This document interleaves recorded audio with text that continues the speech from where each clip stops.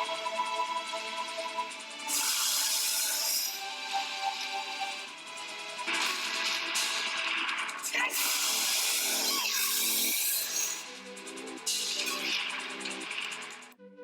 is going on YouTube, and welcome to another video. It's Angus. This is my second video, 2020. I nearly said 19 there. Oh, I nearly said it. But 2020. Thanks so much for being here. It's been a little while since my last video that I put up, simply because I've been moving house. And yeah, shifted into a sick new apartment. So I've got my own pad with me in Simba. Sick new apartment. So yeah, this means more videos will be coming out more frequently now that I'm more established. Because I tell you what, like, yeah, it's been a while since I've moved, yeah, good times. But yeah, anyway, in today's video, I'm gonna be rocking out a bit of a nostalgia type video. Like, I'm really pumped for this one, because if you're someone who, like me, was born in the 90s, chances are that you played some certain video games or watched some certain cartoons and stuff like that. And yeah, in this one I'm gonna be referencing a lot from Legend of Zelda Ocarina of Time. And if you guys have ever paid attention to my knuckles, for example, you will see that they are actually all from the game itself. And that's because I truly believe that it is one of the best video games of all time. So in this video, what I'm going to actually be doing is basically correlating the collectible kind of spiritual stones and medallions that you get throughout the game to the game that is dieting, for the conventional person that approaches it. Because there is a reason, boys and girls, why 9 out of 10 people fail the dieting game, and that is because they don't know how to handle the different leveling up components of what's involved. So in this video, I'm going to be breaking down the 9 levels, all the way through the boss battle, and yeah, obviously starting out, because that's literally what it's like the game of getting lean and achieving your gold rig and health and stuff like that, and maintaining it. It is exactly that. It is a fun game filled with lots of you know, curveballs and opposition and, you know, stuff like that. Just like as if you were playing a video game. There's literally times where you would die and you would stuff up and all that sort of thing, right? So we're going to be covering all this in today's video. So if you're new to the channel, strap yourself in for some sick, unique way of learning about how to nail fat loss properly. If you're a returning subscriber, give the video some love. Let me know how your year's going so far. Would love to hear. And obviously, if you dig this video, give it a like, share it with someone who you think could value checking it out. And without further ado, let's get stuck into the content. I've got my shit ready to rock and roll for you guys. So get ready for some screen recording learning and yeah, some knowledge gains.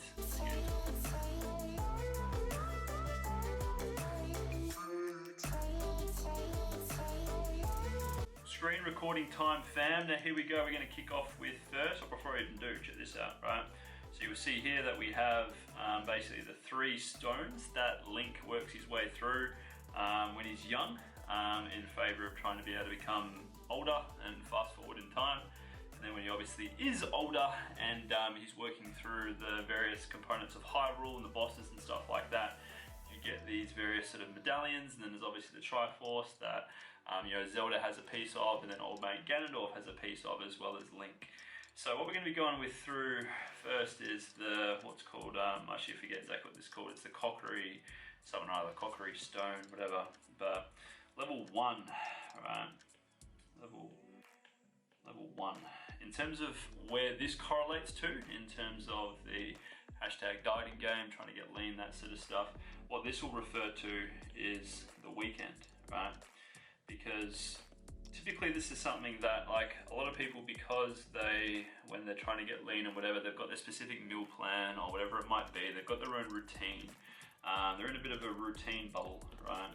And not necessarily this is a bad thing, because, like, obviously when we're in routine, we can kind of do things without thinking about it, and we can function quite easily, and we have quite a lot of autopilot kind of stuff going on, right? This is fine, but then what happens is that because the average conventional dieter doesn't really have much strategy to be able to handle, like, curveballs or you know, the weekend in general, right? Because obviously that's where you're going out for different things, and you know, you've got your own sort of structure in terms of, like, let's say for example that you work a 9 to 5, so you've probably got you know, you might have your breakfast kind of timed out and kind of broken down in terms of what you have, and then you've got, like, your snack, and then you've got your lunch that you have and this sort of stuff, and then you've got your 3 p.m. snack, because hashtag 3 p.m. itis, and then you've got your tea, and then you've got your pre-bed dessert or whatever, right? So this is all fine, but then obviously when you take work out of the equation, you know, what happens then, right? For a lot of people, they don't have any sort of real coping strategy. And if they do, it's kind of like there's no sort of balance kind of thing in between, if that makes sense. And then it's kind of like, well, what happens instead is a whole heap of YOLOing, right? So this is a massive one in terms of for a lot of people. It's the weekend. They literally don't know how to handle it. And as a result, it's a big contributor to what consistently will undo their progress, right? Second one being is level 2, right? We'll zoom in a bit more, is managing hunger, right? Now, irrespective of strategies that you use to be able to try and hit your goal weight or to try and drop fat and this sort of stuff, right? Irrespective, to some sort of degree, you will at certain points feel hungry. And there's a difference between, say for example, like actually hungry and just eating out of boredom.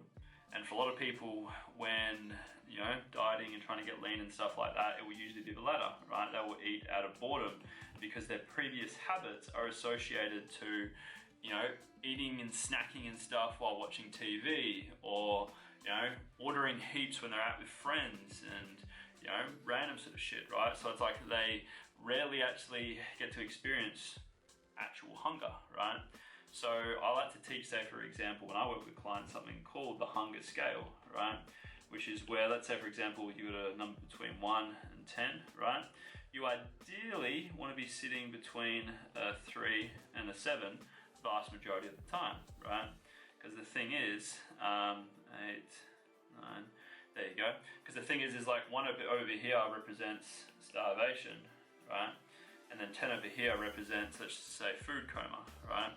So in order to be able to kind of just be in great sync and stuff like that, you want to kind of always be, you know, sitting in the middle here in terms of between like 2 and 3 and then 7 and 8. Because you don't want to wait until you're a 1 to eat, because you will not be able to control yourself, and you also don't want to eat to the point that you feel 9 or 10 where you're literally just like, oh my gosh, I'm so fucking full, oh kill me. Like, you want to have that, you know, I guess that skill built up, which is very hard skill to build when you're conventionally dieting, because you're either or typically you're under eating massively, and because you're under eating so frequently, you lose the skill to intuitively eat and know when you're actually full and know when you're actually hungry, right? But anyway, so like managing hunger is a skill that a lot of people don't have, and this is why a lot of people will basically crash and burn when they actually get to level 2 and won't actually really get much further. Or if they do, as they advance through the different levels of the game, right, they'll more often than not crash and burn, with that coming to bite them back later on. Yeah. And if you're following the video so far, let me know if you can relate to this, because I definitely can. I've gone through all these levels in the past before, and now it's as if I'm Pokemon League champion, because I live and breathe this shit. None of it gets me down anymore. So level 3 is confusion. So when someone has gotten past these two, they might have gotten, you know, some decent results or whatever. But let's say for example, confusion around what's actually legit. Actually, I forgot to put there level 3. Whoops. Level 3, confusion. So what I seem to find is that people, like, if you think about the day and age now at the moment, right, we live in the information age. So you can pretty much learn through the powers of Dr. Google and Dr. YouTube and stuff like that. You can pretty much learn everything that you want to know about anything for free.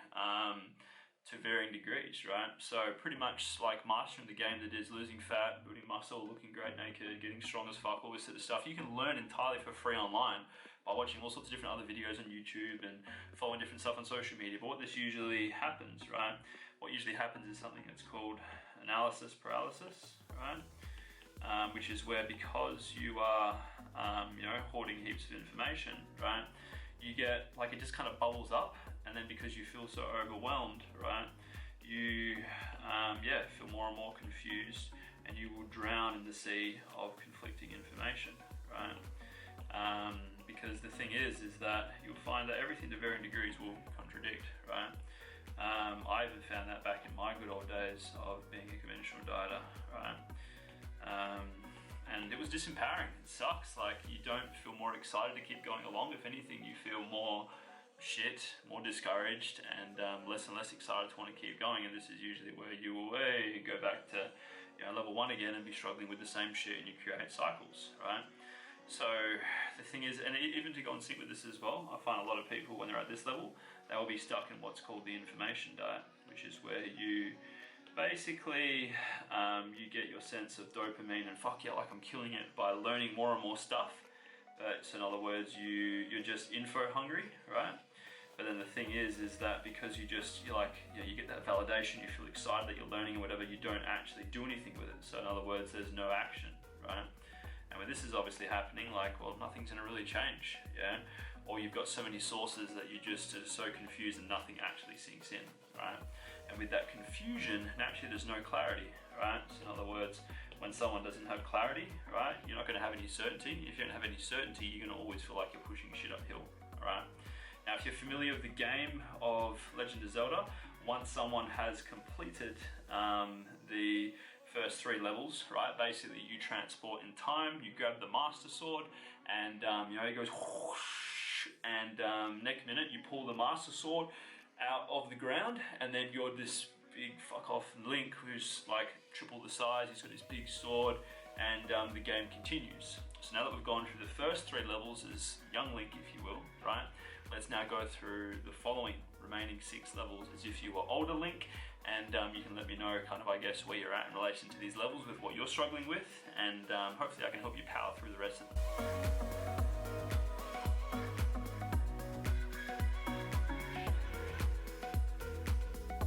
So fam, now we're ready to move into adult Link, aka the final 6 levels of basically, well yeah, if dieting were a video game. So let's zoom right in here so that I can show you what we're looking at here. So when you basically become an adult, old mate, whatever his name is, hooks you up with the light medallion. So you haven't really technically done anything to get it, but this still technically counts as level 4, right? And then you get the forest medallion, which we'll classify as level 5. Then after that, you get the fire, which counts as level 6. Then after that, you move into the water temple, and holy fuck was this one hard. Like, haha. Seriously, that was hard. Even this one here, this is probably one of the hardest ones while you're young. That one there, like if you played the game, let me know how you went with it. That one there was horrendously hard. And then you've got the one here. This one here is level 8, so that's the spirit. And you've got over here, this one here is the 9, which is the shadow, which is where you play with a few different tools that you've got up your sleeve to be able to transport between being young and old. But anyway, so we're gonna work with number 4 just here, right? Whoops, that's a better 4. This one here is the light one, okay? So we're gonna follow the trend of where this is going, right? So level 4, this one here, I've put as plateaus. So what a lot of people don't understand, right, is that when you're trying to get your body to lose body fat and change how you look, and to expect to feel awesome, right?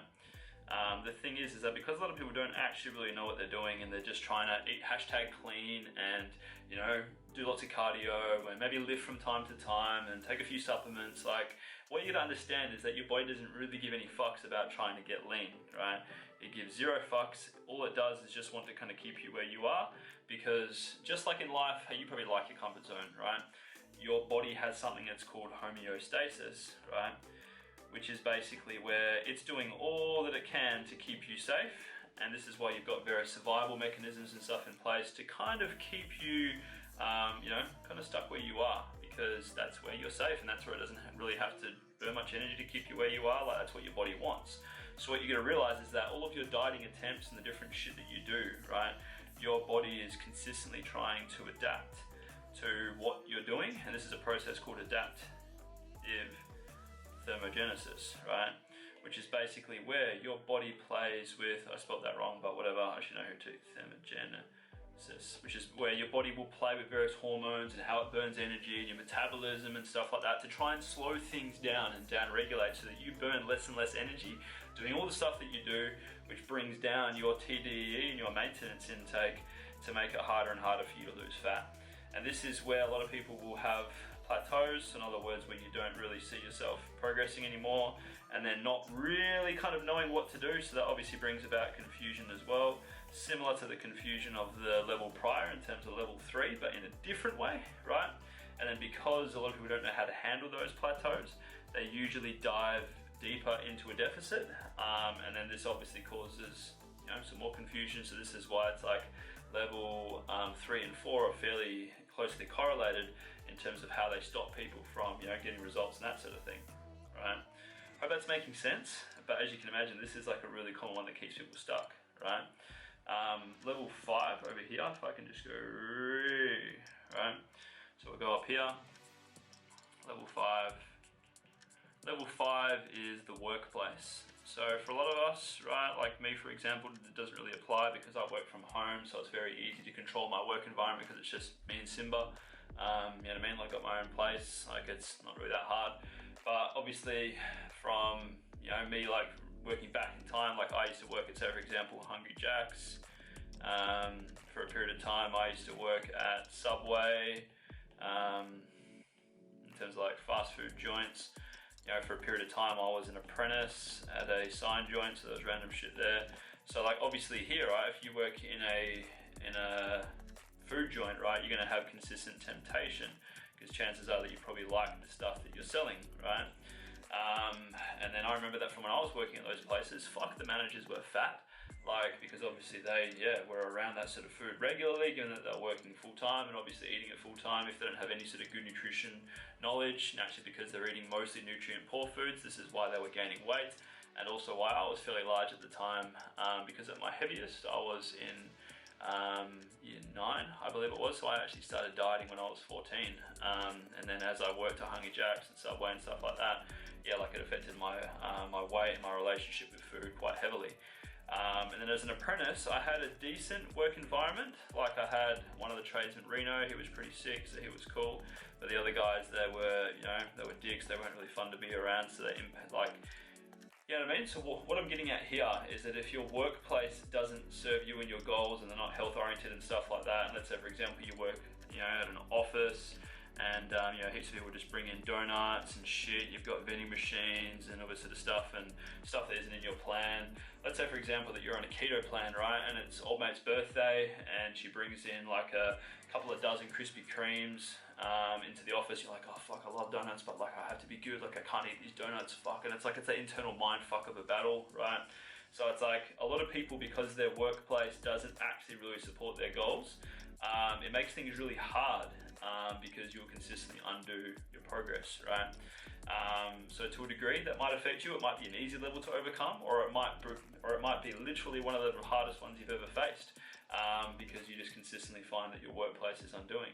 And then similar to that, but not quite, let's go, right? Level 6.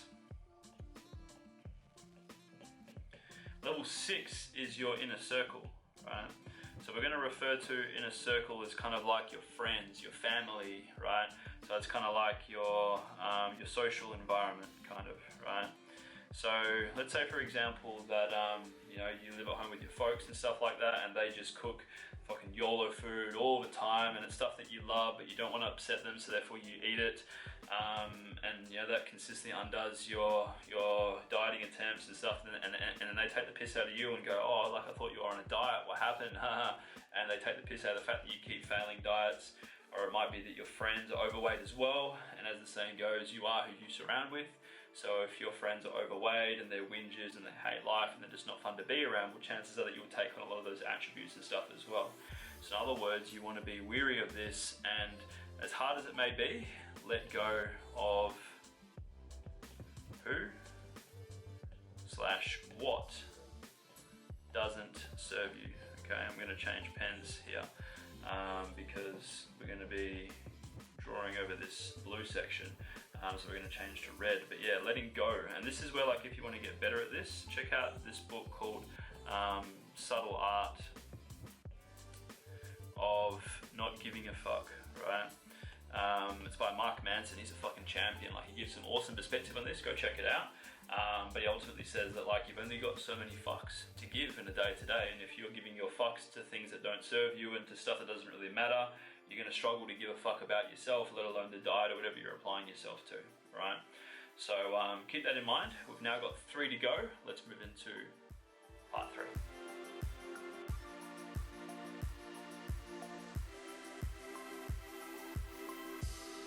Now fam, part 3, let's check out number 6. Actually not number 6, I think I kind of stuffed this up, hang on. Level 6. Yeah, there we go. It's because I didn't connect the dots there. It had kind of where it confused me. There we go. Now we're good. So level 7, social eating and travel. Right, so let's go like this. Level 7, social eating / travel. Right. So if you think about it, right, because a lot of people base their results off of can only eat these foods at these times, I don't know anything else, my success is deemed upon just this specific regime. Pardon in the background, old mate Simba is quite the guard dog and likes to try and keep the house safe, so he barks at anything that makes noise out the back. So yeah, apologies if you hear that, because Simba's just trying to protect me, bless his heart. So anyway, yeah, like if all you know is just how to be able to get results based off following a specific set of rules and can only eat these foods at these times, well then you're going to be doomed, because the fact is that like life isn't like that. Life is full of curveballs, it's ever changing, that sort of thing, right? So therefore, if all you know is just rules, right? Well, it's like who wants to live their life by rules? So like for a lot of people that get to this level, what consistently undoes them is those social eatings. They don't know how to be able to like make well-educated meal choices. They don't know how to guesstimate in terms of how to track calories and macros for stuff that they haven't made themselves. Like they're essentially, when it comes to this part, they're winging it. And then because I find a lot of dieters, they kind of have the all-in or nothing mentality, right? Because that's the case, it will more often than not mean that they'll just go, oh well, fuck it, like, and yeah, like when they actually are eating off plan, they'll just YOLO, and then it's like, right, I'll get back to it come Monday or whatever. And this is where it comes into, you know, that workplace scenario, or kind of like, you know,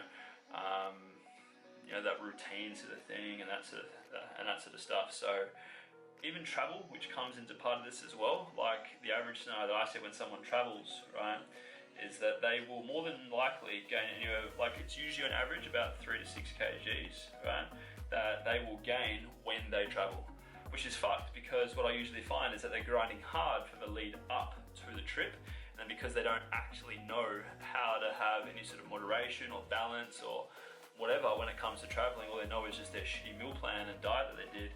Yeah, like the travel ends up becoming a bit of a YOLO fest. They're eating heaps of carbs, they're, you know, drinking lots of booze, which isn't like a bad thing. You can be losing fat in your normal day-to-day by doing that, but it's like, do you see what I mean? There's a gap in the knowledge there and in the stuff that they're doing. So this is also a really hard level that a lot of people don't get past. Then obviously if they're crushing through and they've gotten to level 8, the thing here is that, yeah, like the enemy, or the thing that they're gonna have to learn to overcome is restriction. Because the thing is that humans don't do well with this. So humans plus restriction equals bad time. So that's a skull, right? Reason for this is because your body, right, it will pick up on your restriction, and it will pick it up as if you're literally self-destructing it. So in other words, it picks it up as if it's famine. And this is where it will down-regulate things, it will play with hormone and everything else to try and slow you down so that you basically, yeah, like stop making progress. And this is where I see people having to resort to eating like 1200 calories or less, or it might even be 800 calories, or it might even be 600 that I've actually seen sometimes, like full-grown men and women that can't even lose any fat eating at that. And that's because everything is down-regulated so much that they kind of dug themselves into a bit of a suck hole, right? So it's like, and this brings me to kind of everything that I teach in terms of this channel, in terms of my coaching in general. Like I live and breathe being able to teach people how to get out of this shit and just unlearn all of it, so that way they can create results without restriction, without dieting, and just fucking enjoy creating progress via learning how to eat properly, training properly, getting strong, and just allowing you to be able to control how you look, feel, and function, with your favorite foods included, because there's nothing good or bad. Like if all you know is just food being good and bad, and clean, dirty, junk, whatever, like it's just not how food is supposed to be seen, and it's not a good relationship with food to build. Because if this is something that you live by, what's going to more than likely happen is that you will become a disordered eater, right? You will become a disordered eater over time. Because what I need you to understand, right, is that 90%, no, hang on, it's not 90%, 80% of diets, right, in terms of you doing it, right, you will gain the weight back within a year. That's 80% likely, right? It's 90% likely that you will gain it back within 2 years, right? and it's 95% likely that you'll gain it back within 3 years, and that you will struggle with your weight ongoing into the future. So in other words, what this says is that restriction and dieting don't serve you, and this is where this level here is extremely difficult to overcome, and where most people won't ever get beyond. And if you get to level 9, well, then your main boss battle, if you will, right, in terms of the last one to get by, in terms of the boss, right, is maintenance. So in other words, literally like, cool, you hit your goal weight, bro, or you got to your body fat percentage. I'll zoom in here. So it's like, cool, you got there, but you probably look skinny fat, or you don't actually like how you look, or you're eating such low calories that you can't maintain. So it's like, well, what do you do then, right? And this is literally where someone is going to be let's say a ticking time bomb, right? A ticking time bomb for having all these YOLOs and stuff like that. Like this is me hard. Like I remember when I got to this level and I couldn't beat it. It was just insane. Like this typically happens to a lot of people who compete because they don't have any strategy coming out of competition. This is where they get what's called post-comp blues, right? Or for the person who, say, for example, done like a F45 shred or an insanity shred or a Maxine shred, whatever it is, for like 6 to 12 weeks, right? It's like, cool, you grinded hard for that period of time, but then it's just like, what next? Yeah. And like in terms of what's taught in the space, a lot of people don't know what's next, and because they don't know what's next, a lot of my clientele are people that have gotten to this level or have gotten fairly close to it and have dug themselves so deep in a hole that they literally have no idea how to get out of it, right? And this is where with my strategies that come in, I help them to get out of it and to be able to control their results, eating a lot more, and then basically being able to streamline their progress moving forward so that we can control their rate of results, take the emphasis off their weight and onto how they look, and controlling their health so they have room to progress moving forward and a much more brighter and healthier future in store for them. So there we go, fam. Really hope you got some mad value from watching this video, which was obviously, the idea was to do a one-of-a-kind video where, I correlate for you what it's like to approach getting to your goal weight, your goal physique, in terms of the levels that you're going to have to overcome, just as if you're playing a video game. And hopefully it's been insightful, hopefully it's been valuable, hopefully you've been able to see exactly where the levels are that you keep getting stuck at. And you're either going to do one of two things. You're either going to go, right, cool, this is giving me a fresh perspective, I'm going to go forth and tackle it solo and hopefully go and figure out how to beat that level. Or, for you, consider getting coaching. Because getting coaching is the equivalent of just basically getting the walkthroughs of the cheats so that you can get on with doing it properly without having to keep making it hard for yourself and guessing. And obviously, I'm never someone who has used walkthroughs and cheats and stuff in games because I hate it, but it's like, this is your own body we're talking about. Like, if you don't know what you're doing and you've been in the game for a couple of years or even just 6 months plus, like if you're not moving forward and making the progress that you want, like you've got to kind of be real with yourself here and just be like, how much more time, money and energy do you want to be wasting just winging it, right? Like, investing into coaching costs some money, but that's just the thing. You can see it as a cost or you can see it as an investment. The greatest successful people in the world have coaches that have been able to get them to where they are. Obviously, yes, they've done the work, but obviously they had coaches and mentoring to be able to learn how to fix the gaps that were there, or learn how to be able to move forward to where they wanted to be without making the same mistakes that their coach or mentor made to get there. So with me, like, I've been coaching men and women to master this stuff for almost 10 years now. I've been in the dieting game since I was 14, so it's like I know a thing or two. So if you can relate to what I've shared in this video and you feel that coaching could be a good match for you, in the description of this video you're going to see a couple of links. One of them will take you to my coaching info page. You can check out what I'm all about. Otherwise, hey, just follow me on social media, learn some more about my journey, follow me on what I do and my passions and see what I'm about, and get some more trust built, gain some more insight into the world of Angus beef, and you can follow me on social media. So my handles are just here. On Facebook, angus.fairbairn.16, and then on Instagram I've got two, my social, which is Do It For The Burgers, and then my business one, which is Angus_sports nutritionist. Follow me there. And obviously if you're new to the channel, go into the uploads, check out some more of my videos, have some fun, learn some cool shit, follow me. And if you're a returning subscriber, give the video some love, share it with someone, comment. Like, it will help me to be able to have YouTube show it to more people, and that's ultimately why I'm here, to help more people. So big love, thanks for watching, and see you next time in the YouTube world.